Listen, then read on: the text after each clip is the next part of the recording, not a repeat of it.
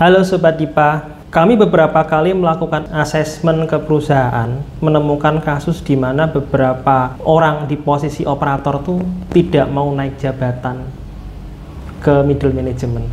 Ini fenomena sih. Jadi dia tuh masih tetap di posisi operator untuk masa yang lama gitu.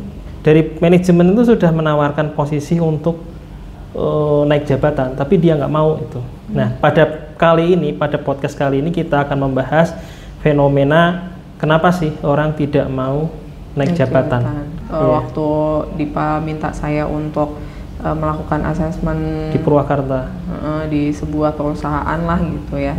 Ada 2 kandidat, satunya excellent.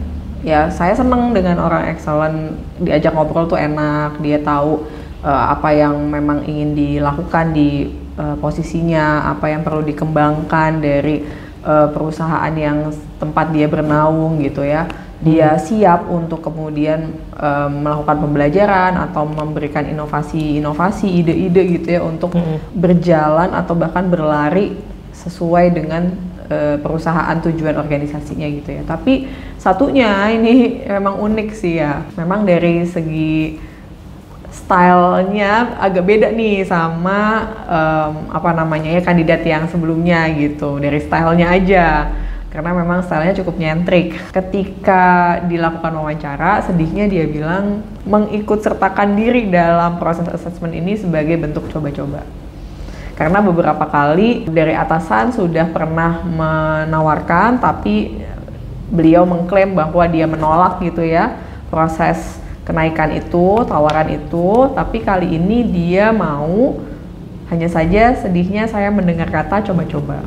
Jadi sebetulnya kalau coba-coba berarti kan tidak mempersiapkan diri juga ya dengan baik ya Pak, bener gak sih?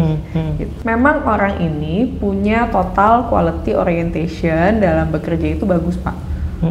Jadi dia ada di bidang QC, kalau boleh cerita sedikit. Cara dia meng-QC ini itu cocok dan disenangi sama atasannya, karena dia memang bisa menerapkan tolok ukur yang pas gitulah ya untuk barang-barang yang diproduksi begitu. Tapi memang karakteristik orangnya menyempitkan diri, hanya mau belajar di bagian itu aja. Ketika perusahaan menawarkan posisi baru, dia kan berarti harus berhadapan situasi baru nih, yang bisa jadi berbeda dengan keinginan belajarnya dia gitu Pak. Nah dari situ kelihatan kalau misalnya dia nggak punya readiness, nggak punya kesiapan gitu untuk belajar hal baru. Yang agak mengesalkan itu adalah, mohon maaf ya saya harus bilang mengesalkan, karena kata-katanya itu coba-coba gitu. Padahal dia lagi dengan serius mendapatkan proses assessment gitu. Saya nggak tahu ada apa di balik, karena kan kita nggak mungkin juga memprasangkai orang ya, di balik omongannya ini, apakah memang misalnya terkait dengan keuangan. Kalau misalnya naik jabatan kan otomatis ada beberapa hal yang jadi ada di posisi operator tuh nggak didapetin lagi gitu loh Pak. Jadi untuk posisi operator ketika harus naik jabatan ke middle management itu terus terang untuk lemburannya kan hilang ya. Tetapi dia akan mendapatkan gaji pokok yang lebih besar, tetapi kalau dihitung-hitung tetap dia merugi karena tidak ada lemburan. Cuma kan di posisi middle management itu hidup lebih stabil ya. Lebih stabilnya itu tidak ada shift malam kemudian diganti shift pagi, kemudian 2 minggu kemudian shift malam lagi. Itu kan membuat tubuh kita itu rentan sama penyakit yang disebabkan oleh pergantian shift itu gitu. Tapi masalahnya itu kalau misalnya di posisi baru, dia memang akan keluar dari zona aman Pak,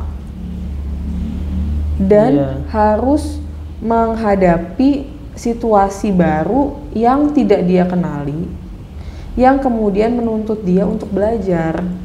Itu juga bisa membuat seseorang tuh enggan masuk ke dalam situasi baru gitu Pak. Selain mungkin karena keuangannya juga tidak bisa seperti yang kemarin gitu loh. Jadi di perusahaan itu orang-orang di level operator itu akan susah berbaur orang di level manajemen middle, apalagi yang manajemen atas, karena bahasa yang digunakan, pola pikir yang yang melekat di orang-orang tersebut, kemudian obrolan habitnya, tema-tema obrolan itu nggak akan nyambung sih. Otomatis ketika dia harus lompat dari level operator ke level middle, dia mau nggak mau harus meninggalkan pertemanan itu, walaupun memang kesannya nggak meninggalkan, lambat laun dia akan meninggalkan itu. Nah, Dia itu harus memunculkan konflik sih. Jadi permasalahannya itu tidak hanya masalah keuangan, tetapi ada bisa konflik jadi intrapersonal di dalam dirinya gitu Iya. loh, berkonflik. ya dia apalagi di posisi dia sudah lama akan melabeli, oh orang di middle management tuh menyebalkan gitu. Atau berpikir nggak asik bahkan lah gitu. atau berpikir bahwa dia tidak akan mendapatkan teman-temannya lagi gitu. Iya. Ya, tapi kan orang perlu naik kelas, orang perlu memperbaiki hidup. Kehidupan bekerja yang shift Iya. dari pagi kemudian berubah menjadi sore ke malam atau malah jadi malam ke pagi gitu ya. Iya. Itu merusak pola tubuh ya, pola kerja tubuh. Jadi sebaiknya orang itu di malam hari itu tidur karena tubuh menangkap, oh ini malam hari, oh ini suasananya gelap, saya tidur.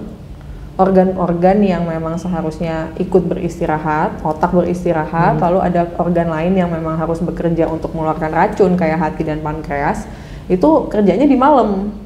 Tapi kalau malam masih digempur dengan aktivitas aktivitas yang banyak kayak bekerja, belum lagi ada asupan makanan sehingga tubuh juga metabolismenya begitu ya. Ya ini yang akan membuat tubuh tuh nggak bertahan baik gitu, nggak punya pola yang baik lah, bukan nggak bertahan baik, nggak punya pola yang baik. Jadi secara tubuh itu juga menerima pengkondisian yang nggak sehat gitu.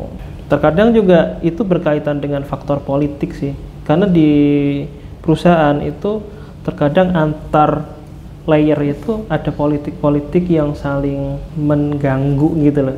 Ketika saya harus lompat ke sana itu mau nggak mau saya harus mendapatkan mencari kelompok baru yang di situ rawan juga politik. Oh iya, dia kan memang harus menyesuaikan diri ya. Iya, itu. Jadi ada faktor keuangan, ada faktor bahasa, komunikasi, pola pikir, kemudian ada faktor politik yang belajar gitu. Itu keputusan besar sih. Berat. untuk kemudian mengambil keputusan dari yang levelnya memang di lapangan banget kerjanya, lalu masuk office atau masuk manajemen, itu memang bukan hal yang kecil, bukan hal yang gampang. Dari sebagian besar orang itu hanya sedikit yang bisa melalui fase itu. Nggak mudah, tidak hanya sebatas oh ini yang bersangkutan diprediksi untuk bisa mengerjakan pekerjaan yang akan dikerjakan nantinya gitu. Bukan hanya sebatas itu, tetapi harus merubah mindset yang bersangkutan juga. Bisa juga perubahan job desk dari yang memang melakukan hal yang disukai lalu berubah ke manajemen yang ngatur orang gitu ya. Ngatur, bikin perencanaan, bikin rancangan kayak gitu kan nggak semua orang juga seneng. Ada kompetensi baru yang harus dikembangkan atau dilatih, sementara saat ini kompetensi itu belum muncul. Misalnya untuk level operator, leadership, kepemimpinan itu bisa jadi belum ada, tetapi dia harus belajar itu nanti ketika dia di level supervisor atau di level leader, dia kan mau nggak mau harus punya bawahan dan bisa mendelegasikan tugas. Dan ini sih biasanya bekerja dengan fisik, lalu dipaksa fisiknya diem tapi otaknya yang bekerja, itu juga bikin jenuh sih. Tadinya bergerak secara fisik gitu ya, kalau bergeraknya fisik mungkin otaknya nggak usah terlalu banyak mikir karena udah dipikirin sama orang lain kan, dia tinggal eksekusi aja nih, eksekutornya aja gitu. Tapi kalau merancang, mengkonsep, bikin aturan, bikin target itu nggak gampang juga karena harus duduk diem kemudian mikir.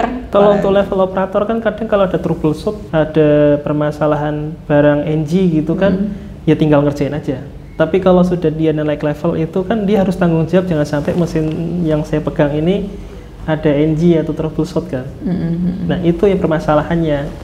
Bagaimana saya harus memposisikan barang produksi ini untuk tidak mengalami permasalahan yang reject gitu. Dia harus bisa melakukan analisis, dia harus bisa melakukan perkiraan atau melakukan upaya sebelum ini rusak, saya harus punya. Tapi kalau kayak gitu di levelnya masih di taraf lapangan, Pak.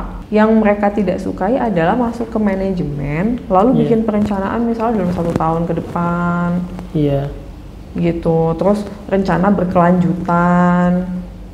Terus satu lagi, Pak. Improvisasi mesin, improvisasi efisiensi. Satu lagi, Pak. Sesuai dengan mau perusahaan.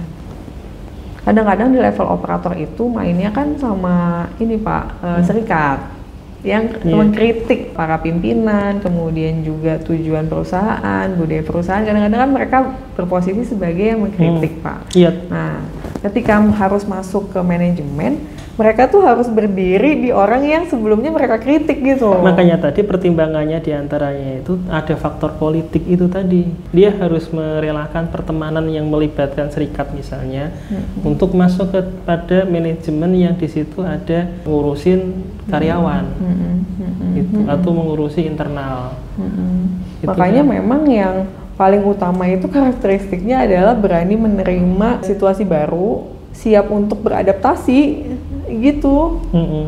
Soalnya ada orang-orang ya maunya belajar itu bidang yang saya suka aja, tapi kalau misalnya sesuai harapan sosial untuk menaikkan taraf hidup gitu tuh belum tentu juga mau, karena itu situasi yang nggak aman, nggak nyaman buat dia. Dilematis ya, berpindah, even itu bukan pindah perusahaan, pindah posisi gitu kan, itu tetap dilematis gitu. Naik layer aja, naik jabatan itu dilematis, apalagi dibuang dari produksi ke gudang. Sebenarnya dalam posisi pekerja apapun posisinya, perubahan itu selalu tidak membuat kita nyaman sih. Cuma kalau kita ingin posisi berkembang, posisi lebih aman untuk tidak dibuang, posisi aman untuk masa depan. Iya, karena kalau kita operator terus ada permasalahan, entah itu kebijakan ganti presiden, entah itu kebijakan yang membuat perusahaan goyang karena perubahan industrialisasi, itu tuh posisi operator lebih nggak aman dibandingkan ketika kita mau belajar untuk mengembangkan diri, dari posisi operator menjadi posisi manajer misalnya. Karena ketika kita sudah di posisi manajer, dibuang di perusahaan ini, perusahaan lain akan bisa punya potensi lebih besar untuk menerima sih. Daripada kita di posisi yang sudah usia 30 tahun, 40 tahun, keluar dalam posisi operator. Itu akan berat sih untuk masuk ke perusahaan lain dengan jabatan operator. Iya, jadi sebetulnya pada intinya obrolan ini tuh ingin mengatakan bahwa tiap orang itu memerlukan taraf hidup yang lebih baik. Kalau misalnya untuk mencapai taraf hidup yang lebih baik itu, tentu yang diperlukan adalah kesiapan untuk beradaptasi, belajar hal baru gitu ya. Dan ketika ditawarkan oleh perusahaan, jangan dijawab, oh ya saya mau coba gitu, bukan, tapi memang mempersiapkan diri dengan baik. Gitu, karena kehidupan masa depan kan sebaiknya lebih baik daripada hari ini kan gitu ya Pak. Kalau kita pertimbangannya, aduh naik jabatan ya, aduh nggak dapat lemburan ya udah susah gitu. Kalau perspektifnya di situ susah, nggak akan bisa kena. Memang kelihatannya akan ada penurunan dari 2 digit menjadi mepet 2 digit gitu ya, dari belasan juta menjadi 18 juta, 17 juta jadi 10 juta atau 9 juta gitu ya. Kelihatannya sih dari sisi itu kita akan ada kerugian. Tapi Anda punya karir. Ya betul, lebih punya karir, kemudian lebih bisa ada banyak hal yang bisa dikembangkan dari situ. Dan pola hidup juga lebih sehat. Karena kan bekerjanya punya pola yang memang di siang hari, di saat tubuh siap untuk melakukan aktivitas, bukan saat tubuh seharusnya melakukan istirahat. Iya, karena kalau posisi kita adalah mengandalkan fisik, kita akan gampang digantikan sama anak yang baru SMA, lulus SMA yang baru kemarin sore. Atau malah mesin Pak, penggantinya itu. Iya, tapi kalau kita berpelan atau pasti berpindah dari level fisik ke manajemen, berpikir, perencanaan, analisis, problem solving, itu keahlian Inovasi. kita akan susah digantikan sih. Itu Inovasi, yang paling penting. kreatif gitu-gitu Iya. sih. Mungkin itu Iya. ya untuk podcast kali ini berkaitan dengan kenapa sih teman-teman operator itu tidak mau naik jabatan gitu. Semoga bermanfaat.